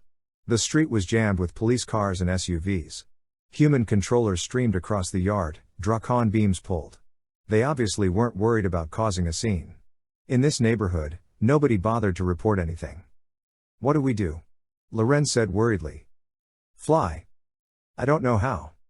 You don't, but the hawk does. Fly. She spread her wings. Flapped. Rose from the hardwood floor. Up. Above the couch. I'm flying. I can't believe it. I'm really flying. Yeah. Great, isn't it? Now let's get out of here. Stay on my tail. And stay low. We flapped toward the kitchen. Skimmed along baseboards. Around the corner. Shot over the tile floor and out the gaping hole Rachel had thoughtfully created for us in the back wall. Seu. A Dracon beam blasted overhead. Chunks of sheetrock pelted our wings. My God. Loren cried. They're shooting at us. Yeah. They do that sometimes. I powered my wings. Loren stayed on my tail. Controllers charged around the corner of the house. Into the backyard. There they are. 2 hawks. Get them. Seu. Seu. A clothesline pole exploded. We shot through the alley. Around a garage. Loren fought the wind. Fought the exhaustion in her wings from flapping, endless flapping. Fought to stay airborne. I can't fly this low. Yes, you can. Tip your tail down slightly. Cup your wings. Let the bird mind take over. Let the hawk fly. Hawk. Fly. Fatigue drained her thought speak. But she kept pumping. Kept flying. We shot between 2 houses. Across a street. Dug behind a line of trees and over a wooden fence. Skimmed along near the ground. Where'd they go? Don't know. I lost them. Spread out. They couldn't have gotten far. Feet shuffled through grass and gravel. The fence groaned. Someone was climbing over. We sailed through the weeds, close to the fence. It ended at a brick wall. A shed. There was an opening at the edge. A board that had rotted and fallen off. I darted through. Loren followed. We were in an alley. 2 patchy strips of gravel, lined with weeds and rusting appliances. Skinny trees formed a spindly canopy over our heads. We soared past sheds. Garages. Empty lots. Behind us an SUV crashed into the alley. There. Both of them. Go. Go. Go. Ahead, open daylight. A street. Cars. We shot across 4 lanes of traffic. Into the parking lot of a deserted strip mall on the other side. We pumped our wings. Jetted around light poles, parking meters, and the burned out neon mall sign, Hillcrest Center, a shopper's paradise. Seu. Drakon beam fire. The asphalt disintegrated below us. The overhang. I shouted. The mall was U-shaped, the walkway in front of it covered by a warped metal awning. We dove under it. Stay up, I said. Where they can't see us. We skimmed the storefronts, dodging wires and metal bracing. Turned the corner of the U. Seu. A plate glass window exploded below us. We reached the end of the building. The end of our cover. Daylight. We shot around the corner. Around the building. Into the service alley behind it. No. Loren screamed. I wheeled. Loren raked her talons forward. Raised her wings. Spun around. She was learning fast. The other end of the alley was barricaded by squad cars. Controller squad cars. We rocketed back the way we had come. More controllers poured in from that end, Drakon beams aimed. I spun. On one side, a concrete wall. On the other, the back of the shopping center. At both ends. Controllers. Sky. I shouted. It's the only way. I powered my wings. Climbed. Loren beside me. Up. Up. And the chopper bore down on us. Chapter 28. The chopper's downdraft pounded us. Loren skidded against the building. I pitched. Rolled. Righted myself. The pilot leaned from the helicopter. It was the granny controller. She raised her Drakon beam. Seu. The shot seared past my wings. Blasted a crater in the alley. Chunks of asphalt, like shrapnel, pummeled my feathers. I reeled. Loren spun. Granny controller aimed again. Down. I shouted. I dove into the narrow space between a dumpster and the cinder block wall of the shopping center. Loren plunged in after me. What now? Don't know. My heart pounded in my ears. My wings were numb. Can't stay here. Let me think. Seu. The dumpster exploded. Hurled us against the wall. Shouts. Pounding footsteps. A siren. I couldn't tell where the noises were coming from. Wind from the chopper blades whipped through the alley. Peppered us with gravel. Suddenly, Tobias. This way. Marco? Back the way you came, he said. Behind the old toy store. Loading dock. Now. I lifted my wings. They were heavy with grit. Slowly I rose from the rubble, Loren beside me. Two battered hawks scudded along the pavement toward the abandoned toy store. There they are. After them. Controllers swarmed toward us from both ends of the alley. Seu. The pavement erupted behind us. Hold your fire. Idiots. You'll shoot each other. We swooped past a set of metal steps. Up. Onto the loading dock. Against the heavy steel door. No way through. No way out. Controllers sprinted toward us. Leapt for the dock. Look out. Loren screamed. A controller lunged. Seu. I dove. Raked my talons across his bald head. Ah. He hurtled backward, off the loading dock. Marco. Where are you? Skirruunch bam. The steel door behind me ripped. Twisted. Rumbled open. In. Loren darted through the door. Didn't question the gorilla standing under it. Or the furry blue alien standing beside him with the Barney backpack strapped to his shoulders. Fwap. Fwap. Axe whipped his tail forward. Two controllers fell from the loading dock, unconscious. Marco rolled a plastic bin onto the dock. Dumped it over the edge. Hot Wheels cars skittered across the pavement. Controllers raced over them. Skidded. Teetered. Smack. Hit the ground. Like an old Three Stooges movie. Go. Marco leapt back into the building. Axe and I followed. Marco slammed the door down. We were in a warehouse. Rows of steel shelves towered to the ceiling. Loren was perched on top of the nearest one, waiting. I jetted past her. Let's get out of here. We swooped over shelves. Around beams. Axe and Marco bounded along below, the backpack bouncing against Axe's shoulders. It looked almost empty, except for something square, and heavy at the bottom. The morphing cube. It's about time. Rachel, still an elephant morph, was waiting at the front of the warehouse. An elephant-sized hole had been ripped through the wall behind her. Sorry I couldn't help you back there, she said. I couldn't squeeze through all those shelves. Seems I've gained a little weight. Siwu. Kaboom. The loading dock door exploded behind us. Controllers poured into the warehouse. Rachel lowered her big gray head and pushed against the nearest shelf. It tipped. Smashed against the next shelf. And the next. The entire row of shelves toppled like dominoes. Look out. Controllers scrambled back onto the dock. Let's go. We darted through Rachel's hole and into the abandoned store beyond. Axe and Marco raced down one of the aisles. Loren and I flew above, dodging light fixtures and cobwebs. Rachel brought up the rear. Half the shelves were still lined with dust-coated toys. Rachel swung her trunk over them, slinging Legos, golf tees, and ping-pong balls onto the floor behind her. Uh-oh, I said. Trouble. Sunlight streamed through the front windows. Outside, 4 controllers sprinted toward the store. Crash. Heaved a parking meter into the window. Scrambled through the broken glass and charged toward us. Marco leapt onto a scooter. Grabbed the handle with 2 huge fingers, held his other fist out, and plowed into the controllers. Wham! Wham! Wham! Wham! Gorilla fist against human face. All 4 controllers dropped to the floor. And they were obviously going to be there for a while. You know, Marco said, I knew there was a reason I always wanted a scooter. Thwack! Thwack! Thwack! The chopper roared overhead. Seu! Seu! Drakon beams blasted through the warehouse. Controllers stormed us from behind. Rachel spun around. Took out 3 controllers with her massive head. Tobias? Loren wheeled. Flapped above a light fixture. Spun. Flapped back. Tobias. Down. I said. Stay down. Don't try to fight these guys. She circled. Darted toward an empty bottom shelf. Stay there, I said. Don't move until I tell you. I banked. 2 guys lunged at Marco. He slammed one with his fist, the other with his elbow. Another controller leveled a Drakon beam at his back. I dove. Sir. Ah.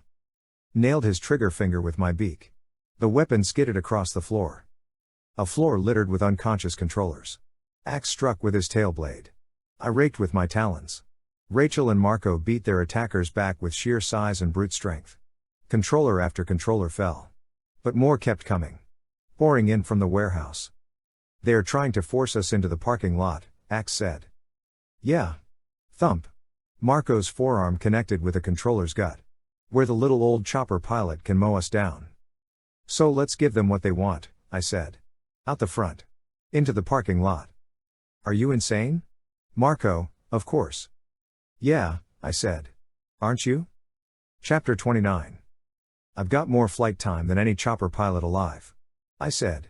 Let's see how low she'll go. I left Loren in her hiding place. Left Marco, Axe, and Rachel behind to fend off the ground troops. I shot through the shattered window. Under the awning. Into open daylight. Nothing but sky and pavement. An helicopter. A helicopter that would hunt us down no matter where we ran. Out the front. Out the back. It didn't matter. The chopper'd be all over us. We couldn't escape it. We could only destroy it. I pumped my wings. Swooped above the metal awning. A handful of controllers had been posted around the perimeter. They glanced at me, but seemed more worried about the chopper. It spun around. The controllers dove for cover. The pilot, our old friend, the granny controller, stayed well above the light poles. I saw her lean forward. Glare at me. My hawk eyes could see her grip the control stick in one bony hand. Raise her Drakon beam in the other. Could see her nose hairs twitch as she flared her nostrils in a triumphant sneer. I swept around the U-shape of them all. Granny glanced at her instrument panel. Glanced at me. I spun. Doubled back. I needed her attention. Needed her to focus more on me, less on where the helicopter was flying. Needed her to drop closer to the ground. She wheeled. Leaned from the door, weapon at the ready. The controllers hit the pavement. She aimed. Squeezed the trigger. Up. I tilted my wings and shot toward the clouds. Seu. The Drakon beam singed my tail. Vaporized the front wall of an old diner. Pummeled one of the controllers with flying debris. The other controllers bolted for the street. Beyond Psycho Granny's line of fire. I banked. Dove. Skimmed the asphalt. Shot under the chopper.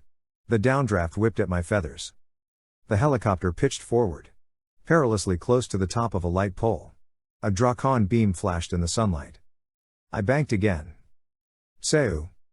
A speed bump exploded below me. The helicopter hovered.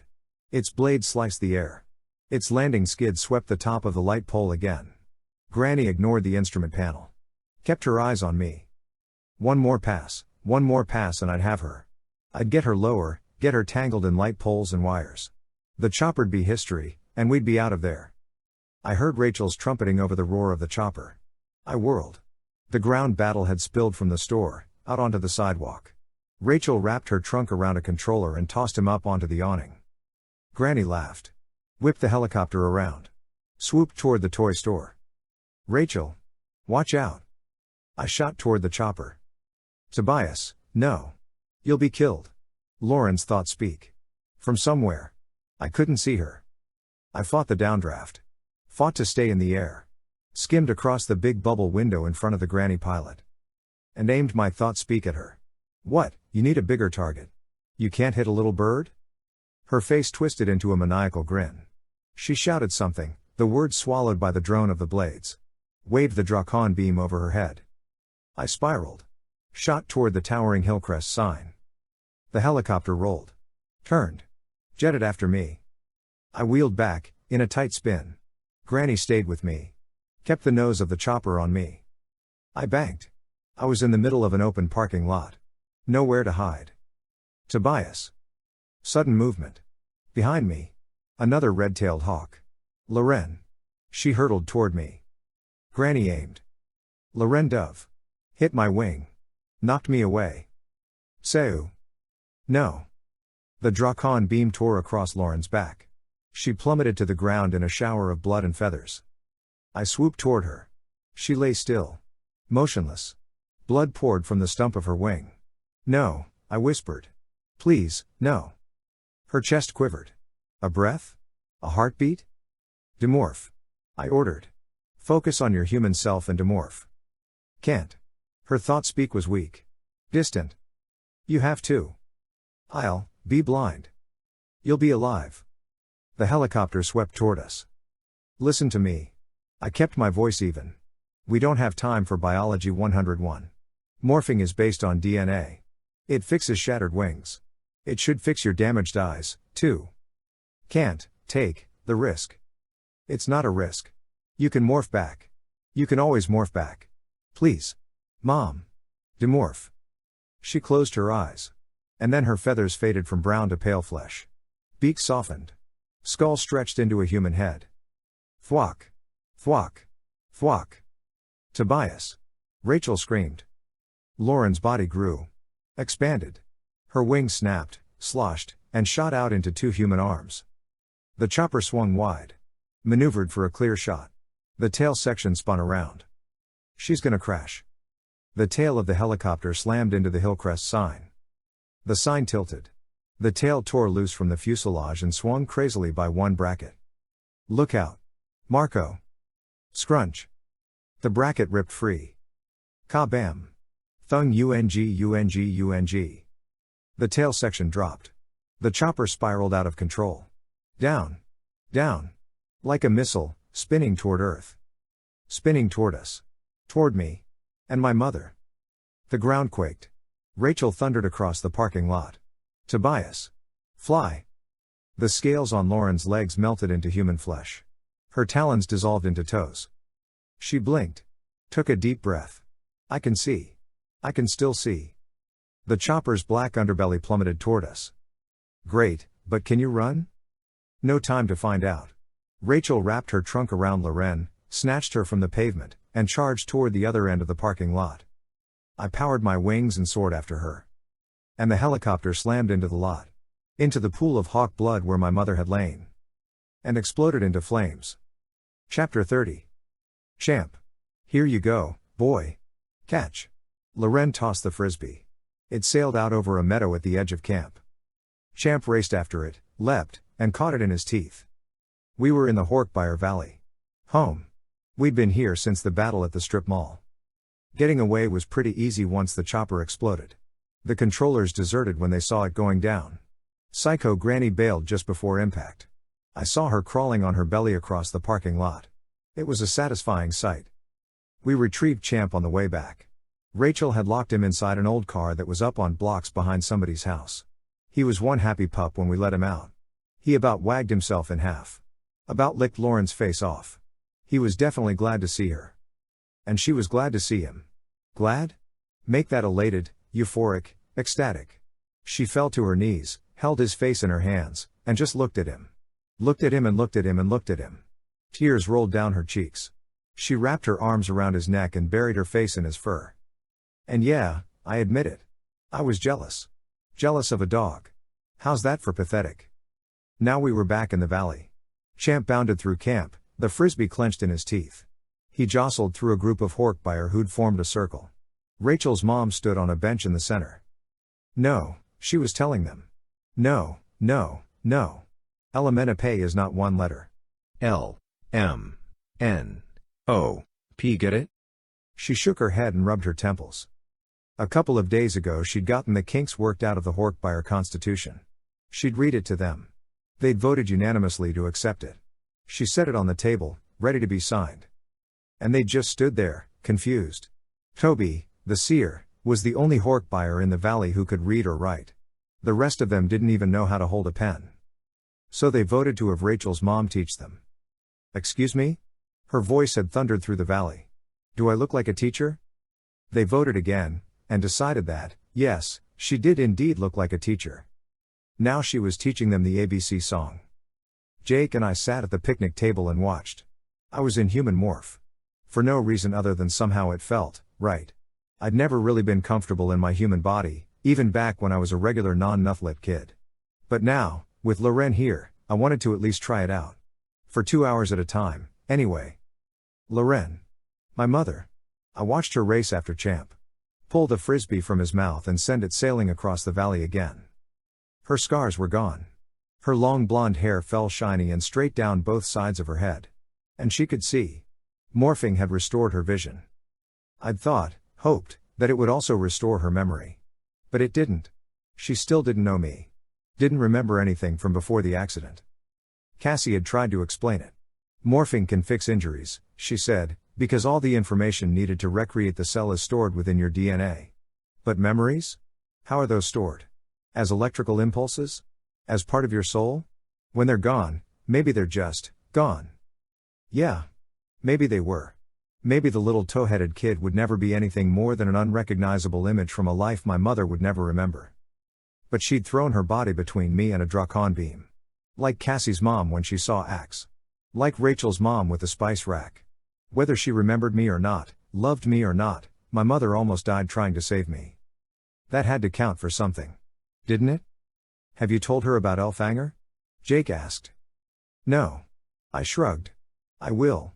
I just haven't figured out how. I mean, how do you tell somebody that she used to be married to an alien?